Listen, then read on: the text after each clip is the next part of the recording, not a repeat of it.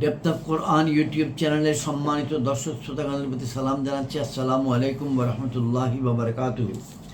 আজকের তারিখটি হচ্ছে আগস্ট মাসের 23 তারিখ 2026 খ্রিস্টাব্দ, ভাদ্র মাসের 8 তারিখ 1433 বাংলা সন বা বঙ্গাব্দ এবং পবিত্র রবিউল আউয়াল মাসের 9 তারিখ 1448 হিজরি।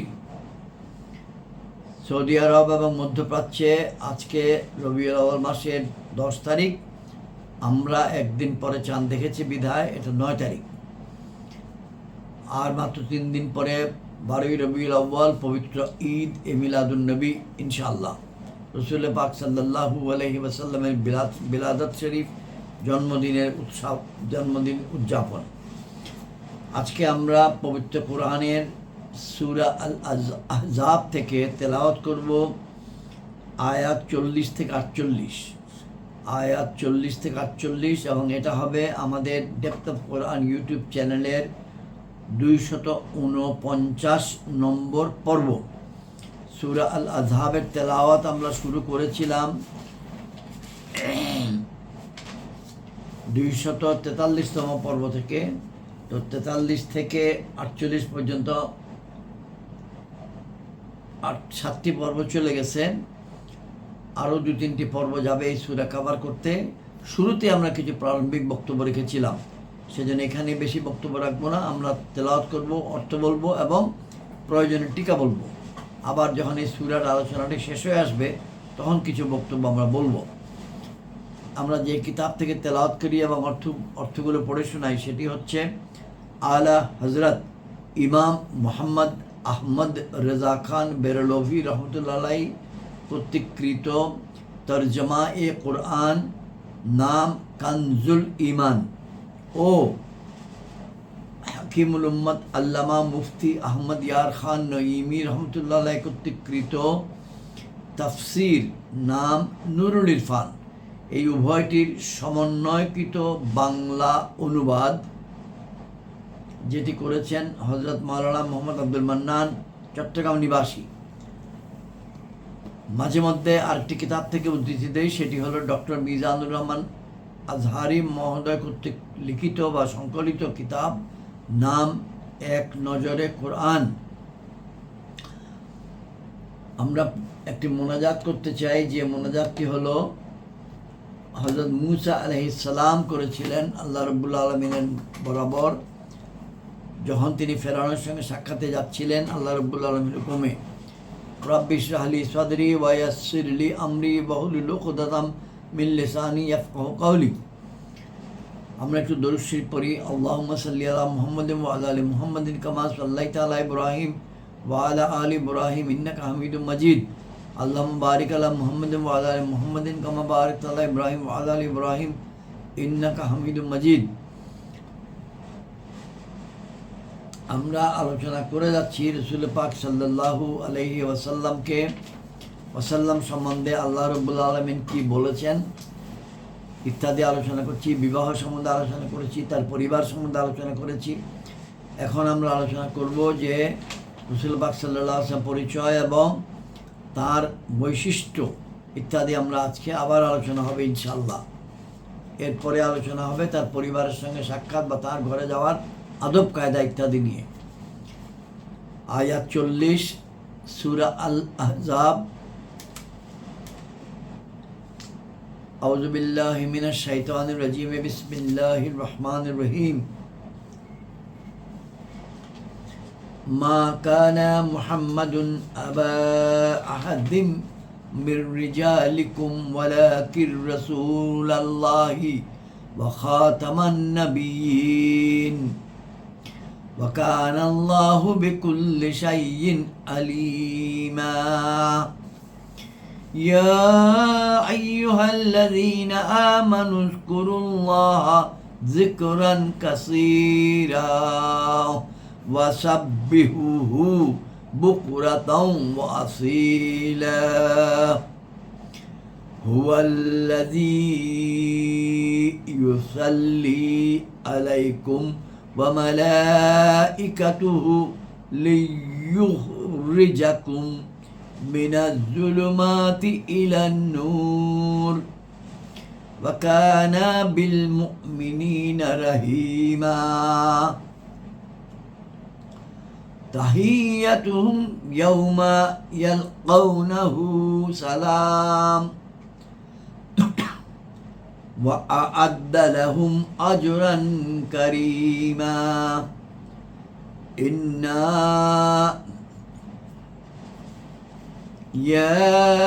ইন্না হবে না ইয়া আইয়ুহান নাবিয়্যু ইন্না আরসালনাকা শাহিদাও ওয়া মুবাশশিরাও ওয়া নাযীরা। আয়াত 45 আবার তেলাওয়াত করছি। ইয়া আইয়ুহান নাবিয়্যু ইন্না আরসালনাকা শাহিদাও ওয়া মুবাশশিরাও ওয়া নাযীরা وداعيا إلى الله بإذنه وسراجا منيرا وبشر المؤمنين بأن لهم من الله فضلا كبيرا ولا تطع الكافرين والمنافقين ودع أذاهم وتوكل على الله وكفى بالله وكيلا।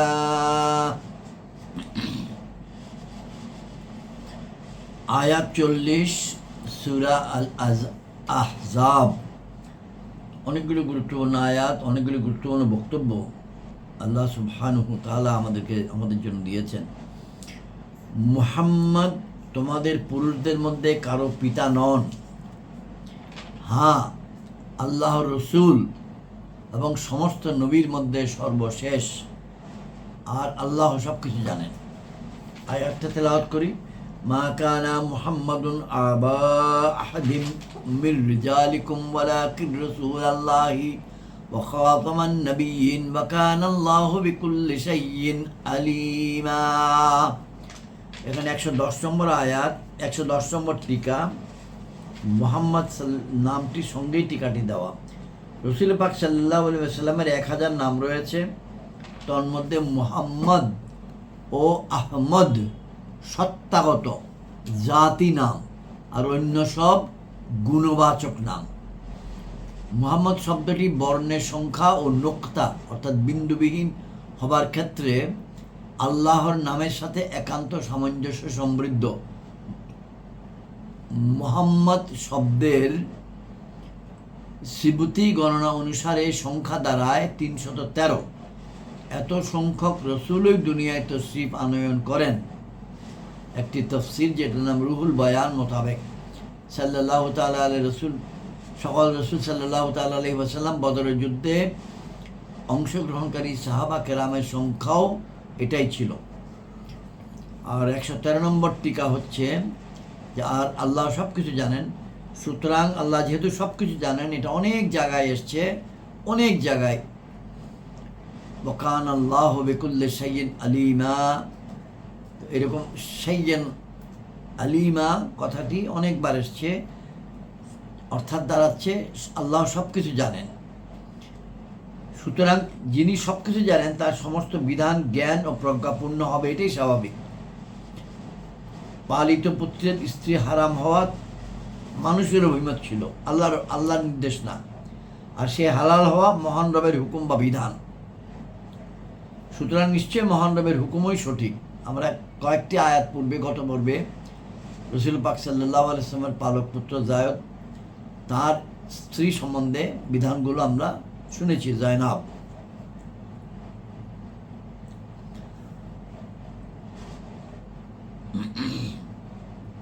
অনুরূপভাবে আল্লাহ তাআলা হুজুরকে সর্বশেষ নবী বানানোর ভিত্তি তার জ্ঞান ও প্রজ্ঞার উপরে প্রতিষ্ঠিত। এই আয়াত থেকে বোঝা গেল হুজুর সাল্লাল্লাহু আলাইহি ওয়াসাল্লামের পর কোনো নবী হতে পারে না। সুতরাং এখন যে কেউ নবীর আগমনে কিংবা তা সম্ভব বলে বিশ্বাস করে সে মুরতাদ। আমরা আয়াত 41-এ যাই। ইয়া আইয়ুহাল্লাযীনা আমানু যকুরুল্লাহা যিকরাম ওয়া কাসীরা ওয়া সাব্বিহুহু বুকরাতাম ওয়া আসীলা। 41 এবং 42। হে ইমানদারগণ, আল্লাহকে অধিক স্মরণ করো এবং সকাল সন্ধ্যায় তার পবিত্রতা ঘোষণা করো, অর্থাৎ সর্বদা তার পবিত্রতা বর্ণনা করো, অথবা বিশেষ করে সকালে সন্ধ্যায় তার পবিত্রতা বর্ণনা করো, কেননা ওই সময় দুইটিতে দিন ও রাত্রের ফেরেশতাগণ একত্রিত হন, কর্তব্য পালনের পালাবদল করেন। আয়াত 43, তিনিই হন যিনি দরুদ প্রেরণ করেন তোমাদের উপর। এখানে টিকা আছে 115, একটু পরে পড়ব। তিনিই হন যিনি দরুদ প্রেরণ করেন তোমাদের উপর এবং তার ফেরেশতাগণ, যেন তিনি তোমাদেরকে অন্ধকার রাশি থেকে আলোর দিকে বের করে আনেন, এবং তিনি মুসলমানদের উপর দয়ালু। তাদের জন্য সাক্ষাতের সময়ের অভিবাদন হবে সালাম, এবং তিনি তাদের জন্য সম্মানজনক পুরস্কার প্রস্তুত করে রেখেছেন। আয়াত 43 এবং 44 একসঙ্গে পড়াই ভালো।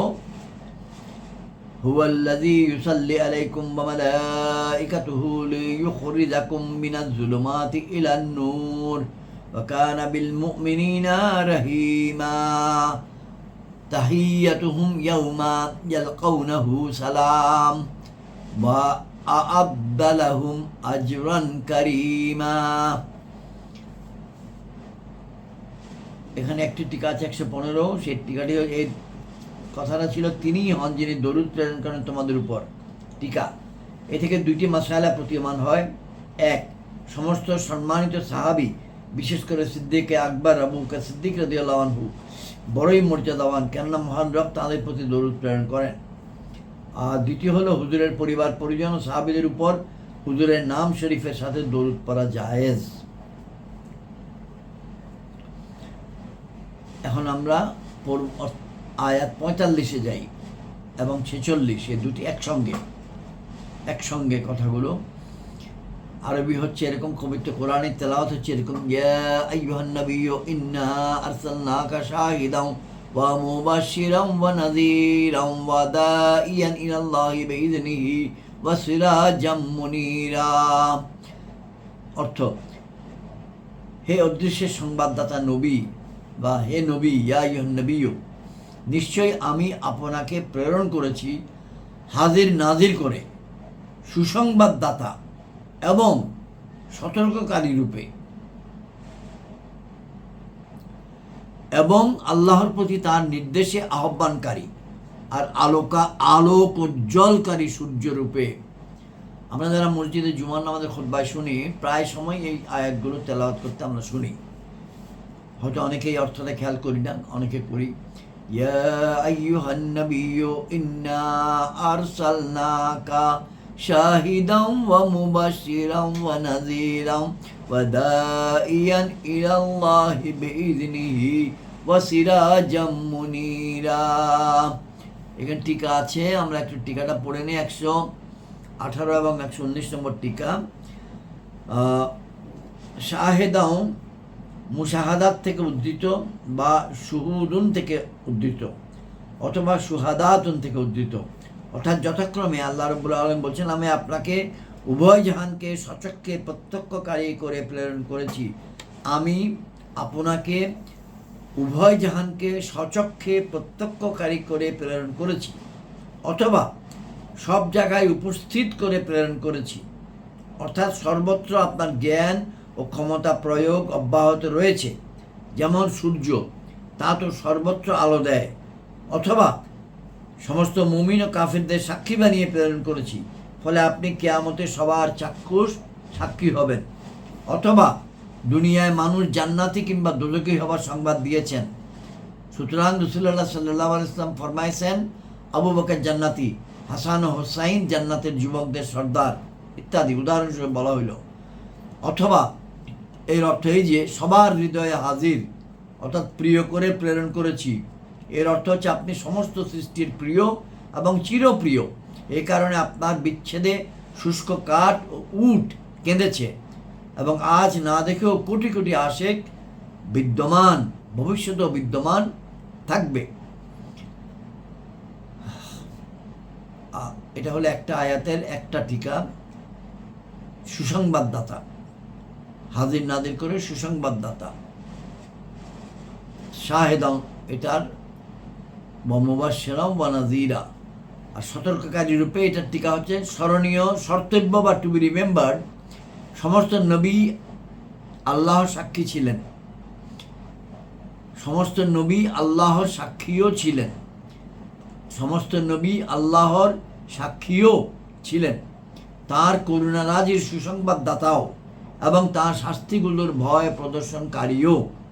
কিন্তু তাদের সাক্ষ্য সুসংবাদ ইত্যাদি শুনেই তবে হুজুর সাল্লাল্লাহু আলাইহি ওয়াসাল্লামের এই গুণগুলো তার চোখ দেখা, কারণ হুজুর সাল্লাল্লাহু আলাইহি ওয়াসাল্লাম জান্নাত ও দুজককে সচক্ষে দেখেছেন এবং সাক্ষ্য দিয়েছেন।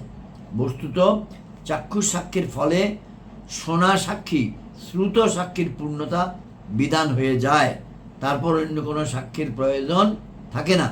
এই কারণে হুজুর সাল্লাল্লাহু আলাইহি ওয়াসাল্লাম খাতামুন নবিয়্যিন বা সর্বশেষ নবী, আর হুজুরের সাক্ষ্য সর্বশেষ ও চূড়ান্ত সাক্ষ্য। মহান রব এরশাদ ফরমাইয়াছেন, সূরা 5 আয়াত 3 বলা ছিল, আজই আমি তোমাদের জন্য তোমাদের দ্বীনকে পূর্ণতা দান করেছি। আল ইয়াউমা আকমালতু লাকুম দীনুকুম, সূরা 5 আয়াত 3। সূর্য থাকাকালে কোনো চেরাগের প্রয়োজন হয় না। হুজুর সাল্লাল্লাহু আলাইহি ওয়াসাল্লাম থাকাকালে অন্য কারো প্রয়োজন নাই। যারা পয়গম্বর বা নবী দাবি করে সে সকলের কোনো প্রয়োজন নাই। এখন আমরা যাব টিকা 120 এবং 121। 120 হলো, এবং আল্লাহর প্রতি তার নির্দেশে আহ্বানকারী, ওয়াদাইয়ান ইলাল্লাহি বিইযনিহি ওয়া সিরাজাম মুনিরা, এবং আলোকোজ্জ্বলকারী সূর্যরূপে। এ থেকে দুইটি মাসাইল প্রতীয়মান হয়। হুজুর সাল্লাল্লাহু আলাইহি ওয়াসাল্লাম মহান রবের মহান সত্তার দিকেও সৃষ্টিকে দাওয়াত দিচ্ছেন, শুধু গুণাবলীর দিকে দাওয়াত দেননি।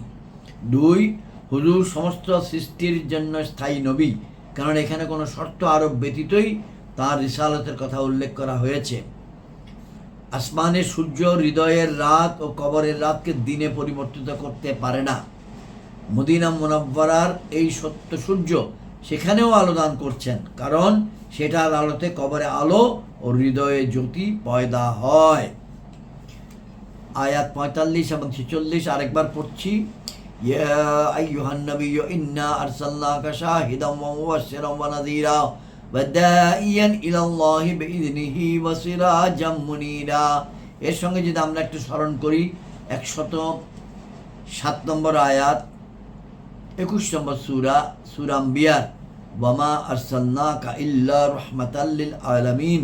আল্লাহ রাব্বুল আলামিন রাসূলুল্লাহ পাক সাল্লাল্লাহু আলাইহি ওয়াসাল্লাম পরিচয়গুলোকে তুলে ধরেছেন বিভিন্ন জায়গায়।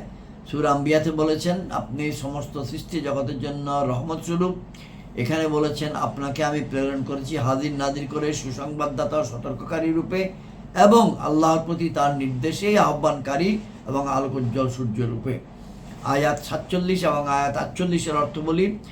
এবং আল্লাহ রাব্বুল আলামিন বলছেন, এবং ইমানদারদেরকে সুসংবাদ দিন যে তাদের জন্য আল্লাহর মহা অনুগ্রহ রয়েছে, এবং কাফিরদের ও মুনাফিকদের খুশি করবেন না, তাদের নির্যাতনকে উপেক্ষা করুন এবং আল্লাহর উপর ভরসা রাখুন।